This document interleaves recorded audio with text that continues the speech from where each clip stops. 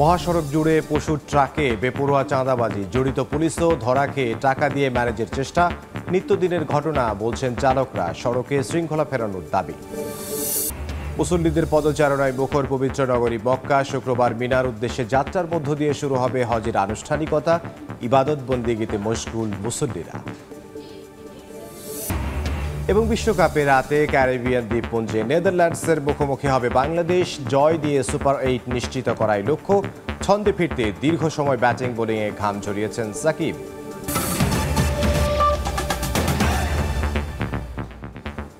সংবাদের সঙ্গে আছে আমি ইমদাদুল হক। কোরবানির ঈদ এলেই দেশের বিভিন্ন গন্তব্যে ছুটে চলে পশুবাহী ট্রাক। এ সময় পথে পথে ট্রাকের গতি রোধ করে চলে চাঁদাবাজি। সময় সম্পদের অনুসন্ধানে ধরা পড়েছে এমন চিত্র। এ সময় টাকা দিয়ে চলে ম্যারেজের চেষ্টা। চাঁদাবাজি নিয়ন্ত্রণে সড়কে শৃঙ্খলা ফেরানোর দাবি ব্যবসায়ীদের। মিজানুর রহমানের ছবিতে বিস্তারিত জানাচ্ছেন নিবিড় সাহা। সিটি হাট রাজশাহী। ঈদকে কেন্দ্র করে উত্তরের অন্যতম এই হাটে ক্রেতা বিক্রেতাদের দৌড়ঝাঁপ।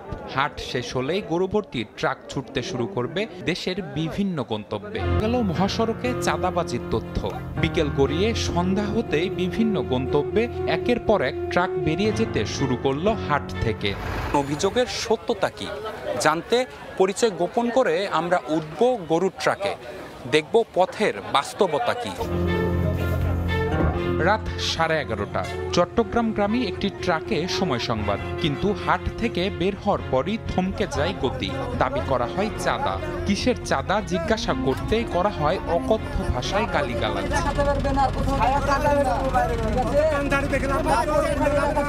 পরে টাকা দিয়ে রেহাই মেলে সেখান থেকে আবারও চলা শুরু। বঙ্গবন্ধু সেতুর আগ পর্যন্ত কোথাও দিতে হয়নি চাঁদা। ট্রাকের চালক ও সহকারীর আশঙ্কা ফাঁস হয়ে গেছে সময় সংবাদের উপস্থিতির তথ্য। এরপর পরিকল্পনায় কিছুটা পরিবর্তন। গাড়িতে উঠে অনুসরণের চেষ্টা ট্রাকগুলোকে। রাজধানীর প্রবেশ মুখে উত্তরা এলাকায় আবারও গতিরোধ করা হয় একটি ট্রাকের। সময় সংবাদের উপস্থিতি টের পেয়ে চলে যেতে বলা হয় আমাদের। পূর্বাঞ্চলের 300 ফুট এলাকায় আরেকটি পশুবাহী ট্রাক অনুসরণ করে সময় সংবাদ। পরে পথে রূপগঞ্জ থানা পুলিশের একটি চেকপোস্টে থামানো হয় সেটিকে। কিছুক্ষণ পর ছেড়ে দেয়া হয় টাকা নিয়ে। কিসের টাকা নিলেন এমন প্রশ্ন করতেই শুরু হয় দৌড়ঝাঁপ। ছবি নিতে বাধা দেয়া হয় চিত্র সাংবাদিককেও। পরে আমাদের টাকার বিনিময়ে বিষয়টি ধামাচাপা দেওয়ার চেষ্টাও করেন তারা।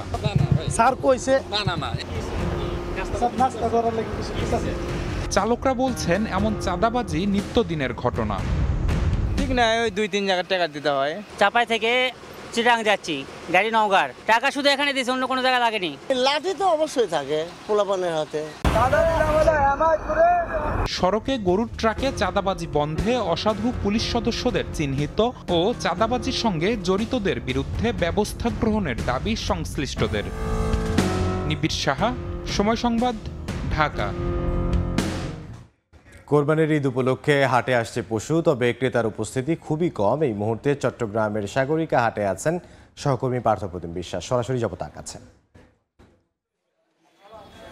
আমরা আছি চট্টগ্রামের সাগরিকা পশুর হাটে, তবে এখনো বাজার কিন্তু আজকে জমে ওঠেনি। তবে বেলা যত বাড়বে ততই বাজার জমে উঠবে, এমনই প্রত্যাশা করছেন যারা দেশের বিভিন্ন প্রান্ত থেকে কোরবানির পশু নিয়ে সাগরিকার পশুর হাটে এসেছেন সেসব বিক্রেতারা। আমরা এখন আছি যে জায়গাটিতে, এখানে কুষ্টিয়া থেকে কিছুক্ষণ আগে কিন্তু প্রায় 15 থেকে 20টি গরু নিয়ে আসা হয়েছে। আসলে সাগরিকা পশুর হাটে যেসব আসলে চট্টগ্রামের যারা কোরবানি দেন তাদের প্রথম পছন্দের শীর্ষে থাকেন এই সাগরিকা পশুর হাট।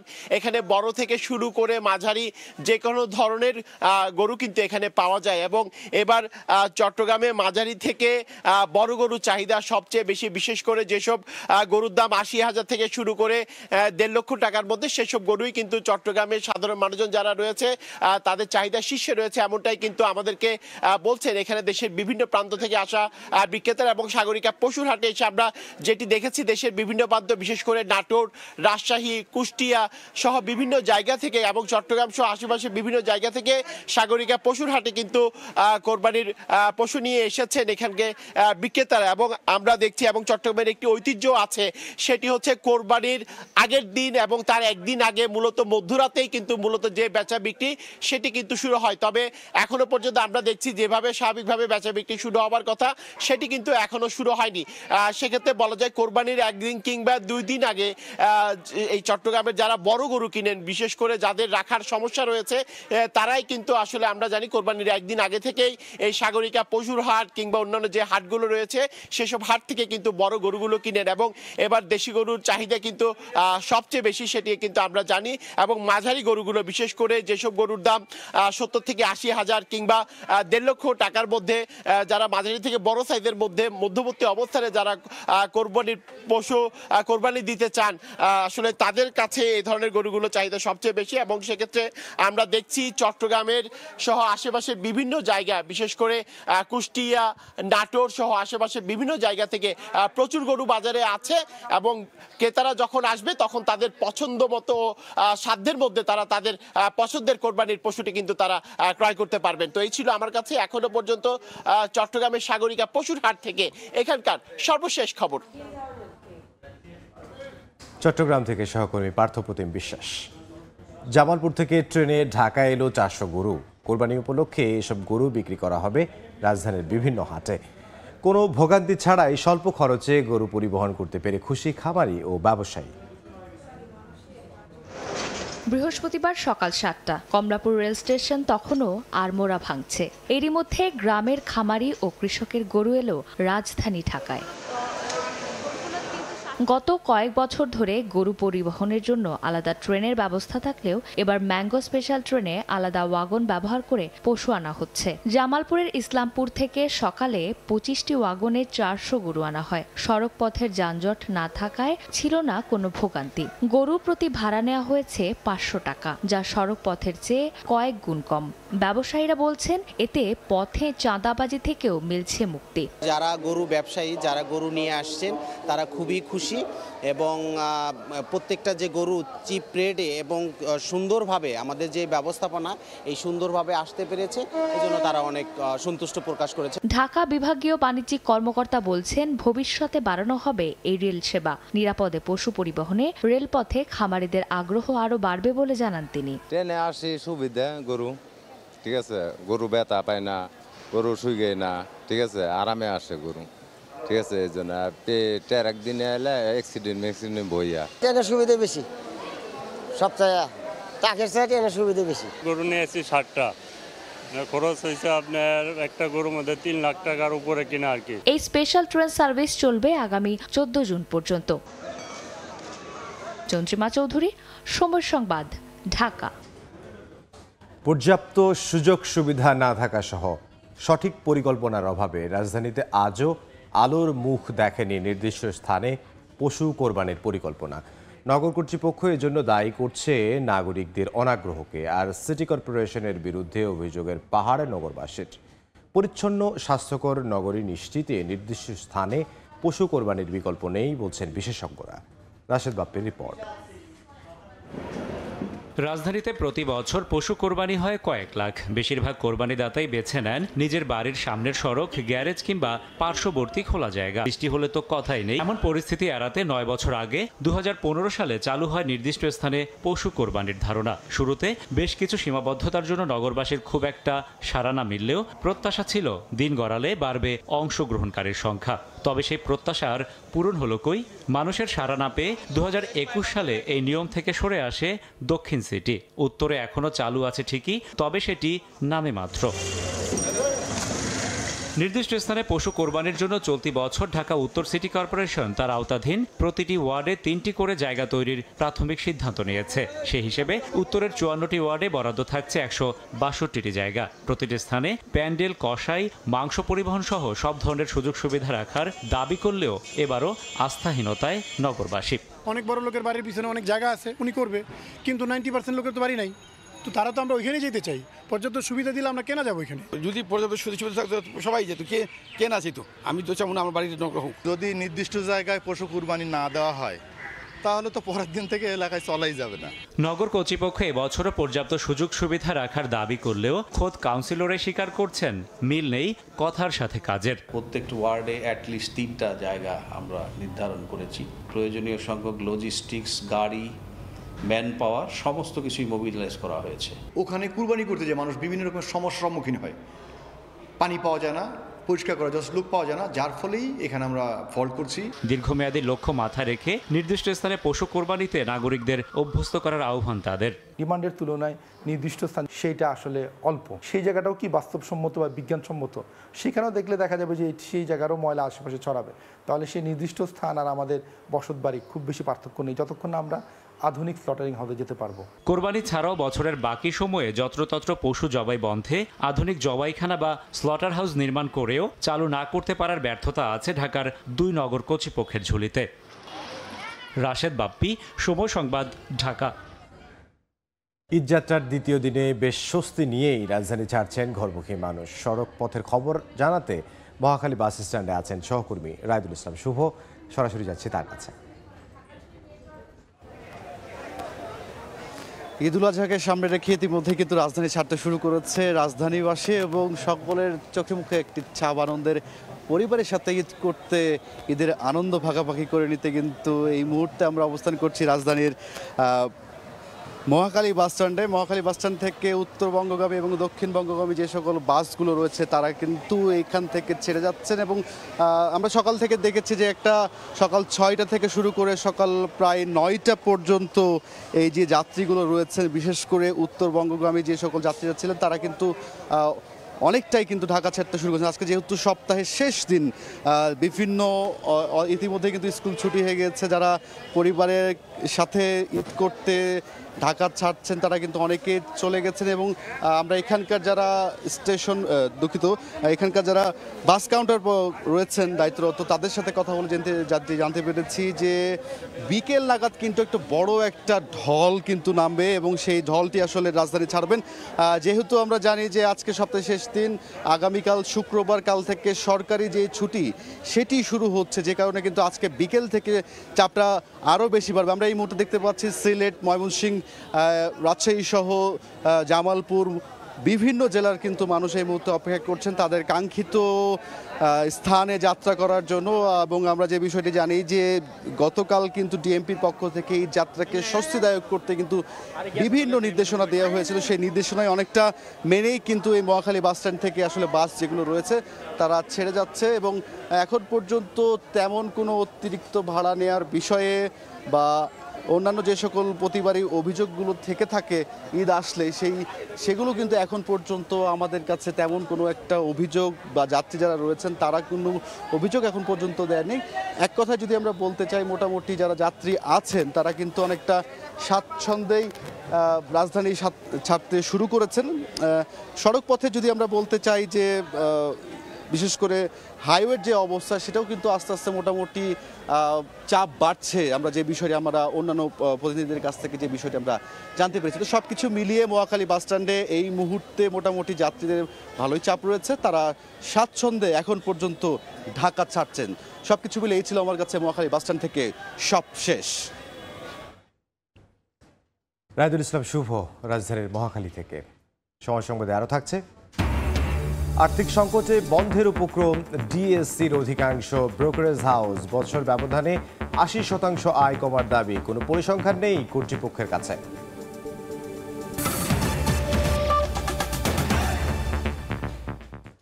বিশ্বের নানা প্রান্তের ধর্মপ্রাণ মুসলমানরা আল্লাহর ডাকে সাড়া দিয়ে হাজির হয়েছেন পবিত্র মক্কায়। তীব্র গরম উপেক্ষা করেই এবছরের হজের প্রস্তুতি নিয়েছেন তারা। স্থানীয় সময় শুক্রবার মিনার উদ্দেশ্যে যাত্রার মধ্য দিয়ে শুরু হবে হজের মূল আনুষ্ঠানিকতা, আর মঙ্গলবার জামারায় শয়তানকে পাথর নিক্ষেপের মধ্য দিয়ে শেষ হবে 5 দিনের হজের কার্যক্রম।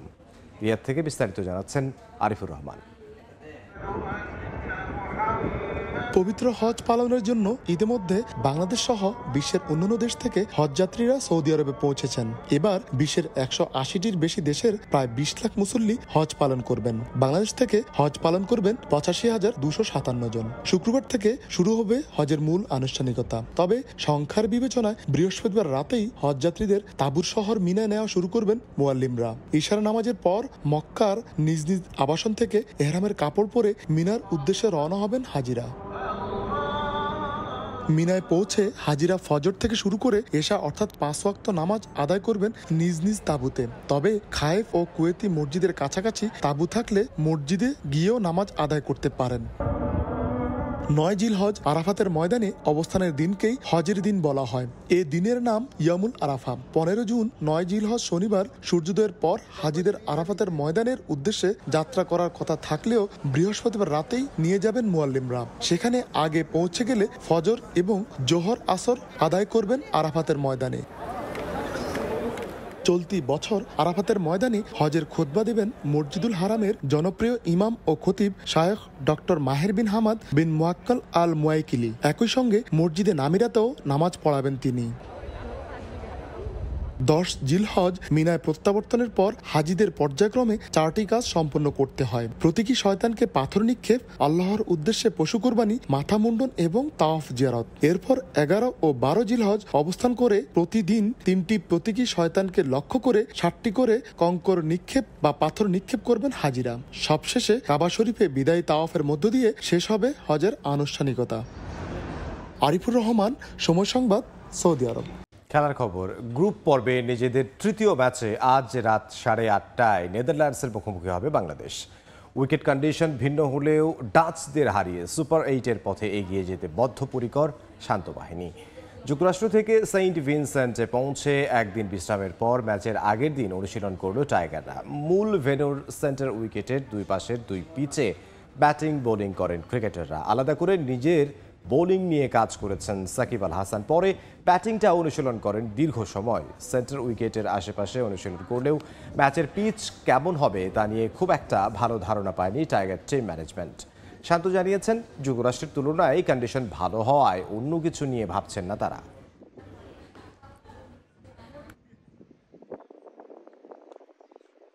কন্ডিশন তো আমরা ওইখানে নিউ ইয়র্কে বা ডালাসে যেরকম ছিল তার থেকে বেটার মনে হচ্ছে আজকে প্র্যাকটিসে। আমরা যতটুকু প্র্যাকটিস করেছি, চ্যালেঞ্জ আছে কারণ বাতাস আছে অনেক, সো বোলারদের একটু হেল্প আছে স্টিল। এখানে যতটুকু ব্যাটিং করে বুঝলাম, সাকিব ভাইয়ের পারফরমেন্স নিয়ে টিমের কেউই চিন্তিত না এবং এটা নিয়ে আমরা কেউই কথা বলতেই চাই না, কারণ আমরা জানি যে উনি ওভার দ্য ইয়ার্স কত ভালো ক্রিকেট খেলে আসছেন। আর্নস্ট ভ্যাল গ্রাউন্ডে দীর্ঘদিন পর আন্তর্জাতিক ক্রিকেট ফেরাতে পেরে উচ্ছ্বসিত সেন্ট ভিনসেন্টের প্রধানমন্ত্রী রালফ গনসালভেজ। বাংলাদেশ সম্পর্কেও বেশ খোঁজ খবর রাখেন তিনি। প্রধানমন্ত্রী শেখ হাসিনার প্রশংসা করে তাকে শুভকামনা জানিয়েছেন গনসালভেজ। বিশ্বকাপে বাংলাদেশের সুপার 8-এ ওঠার সম্ভাবনা দেখেন তিনি। সেন্ট ভিনসেন্ট থেকে বিস্তারিত জানাচ্ছেন সাজিদ মুস্তাহিদ। দর্শক, আমাদের সঙ্গে আছেন সেন্ট ভিনসেন্টের প্রধানমন্ত্রী মিস্টার রালফ গনসালভেজ। আমরা তার সঙ্গে কথা বলবো। এই স্টেডিয়ামটা রেনোভেট করার জন্য কিন্তু প্রায় $38 মিলিয়ন খরচ হয়েছে। আধুনিক সব সুযোগ সুবিধা এখানে রয়েছে। Thanks to PM for talking with us. I would like to ask you about the renovations here. Like it looks a beautiful stadium. It is very beautiful. We have spent a lot of money this year in a short 6-month window to bring it up to what would be the required ICC standards. Right. We had done a lot of work on it for 2007, but we didn't have the floodlights here for the simple reason since we won a bid to host games here. And they're quite advanced technology. They're very good. You're very close to Bangladesh Prime Minister Sheikh Hasina. Can you say something? I know her. She's a woman of real distinction and of the highest quality, and a very progressive woman. When we meet, we talk a lot. I've been around quite a long time, you know. I've been Prime Minister for 23 years. Yes, sir. So I know her. Any message for our Honorable Prime Minister Sheikh Hasina? I want to send her love from St. Vincent and the Grenadines. But I would not be displeased to see Bangladesh in the Super 8s. Do you ever want to visit Bangladesh and see the country? I would. When I see the Prime Minister at the General Assembly in September, yes, in New York, I would tell her that the people of Bangladesh, through a sports reporter, said I must come to Bangladesh. Yes. And I shall be there. Definitely we want you in Bangladesh. দর্শক, আমরা কথা বলছিলাম Saint ভিনসেন্টের প্রধানমন্ত্রী গনসালভেজের সঙ্গে, Rolf গনসালভেজ। তিনি কিন্তু বলছিলেন বাংলাদেশে তিনি যেতে চান, তার বাংলাদেশের প্রধানমন্ত্রী শেখ হাসিনার সঙ্গে যে তার একটা ভালো সম্পর্ক, সেই কথাটাও কিন্তু আমরা জানছিলাম। একই সঙ্গে তার ক্রীড়াপ্রেমের কথাও কিন্তু জানলাম। তিনি চান বাংলাদেশ ক্রিকেট দল এই সেন্ট ভিনসেন্টে বাকি 2 ম্যাচে জয় তুলে নিয়ে পা রাখুক সুপার 8-এ। সেন্ট ভিনসেন্ট থেকে সাজিদ মুস্তাহিদ, সময় সংবাদ। ঈদ সহ যে কোনো সময়ে বৈধ উপায়ে দেশে রেমিটেন্স পাঠাতে প্রবাসীদের ভরসা বাড়ছে মোবাইল ব্যাংকিংয়ের ওপর, কারণ এতে ভোগান্তি ছাড়া দ্রুত টাকা পেয়ে যান স্বজনরা। ক্যাপ্টেন ইফতেখারুল আলম কাজ করেন একটি বিদেশি শিপিং কোম্পানিতে। ঈদসহ যে কোনো সময় দেশে টাকা পাঠাতে এই নাবিক ভরসা রাখে মোবাইলে আর্থিক সেবাদানকারী প্রতিষ্ঠানের উপর। বিভিন্ন দেশ থেকে আসলে টাকা পাঠানো স্পেশালি আমাদের জন্য এটা খুব অসুবিধা, কিন্তু বিকাশ মোবাইল ব্যাংকিং হওয়াতে যে কোনো দেশ মান্থলি বেসিসে বা আমার ফ্যামিলির যে রিকোয়ারমেন্ট সেই অনুযায়ী আমি টাকাটা আমার ফ্যামিলিকে পাঠাতে পারি। তার মতো অনেকে দেশে অর্থ পাঠাতে হাঁটেন একই পথে। প্রবাসীদের স্বজনরা বলছেন দ্রুত অর্থপ্রাপ্তি সহজ করে তুলেছে তাদের জীবনকে। আমার ভাই বিদেশে আছে, উনিও টাকা বিকাশে পাঠায়, কিংবা মাসে যে খরচটা সেটাও কিন্তু বিকাশে পেমেন্ট করে। বিকাশে ওখান থেকে দিলে খুব সহজে সঙ্গে সঙ্গে টাকাটা পায়। সরকারিভাবে যে একটা রেমিটেন্স কমিশন, এটাও আমরা ওদের অংশীদার হিসেবে ভাগিদার হয়ে থাকি আর কি। মোবাইল ব্যাংকিংয়ে 65টি দেশের প্রবাসীরা অনুমোদিত ও তালিকাভুক্ত বিদেশি ব্যাংক, অর্থ স্থানান্তর সংস্থা MTO এবং মানি এক্সচেঞ্জ হাউসগুলোর মাধ্যমে অর্থ পাঠাতে পারছেন। 7 টাকা চার্জে ব্র্যাক, সিটি ব্যাংক এবং কিউক্যাশ এটিএম বুথ থেকে তা উঠাতে পারেন গ্রহীতারা। মোবাইলে আর্থিক সেবাদান জনপ্রিয়তা পাওয়ায় রেমিটেন্স প্রবাহ বাড়ছে বলেও মনে করেন সংশ্লিষ্টরা। ফরহাদুর রহমান, সময় সংবাদ, ঢাকা। এই ছিল সময় সংবাদে। এই সময়ের বাণিজ্য নিয়ে ফিরছি কিছুক্ষণ পর, সঙ্গে থাকুন সময়।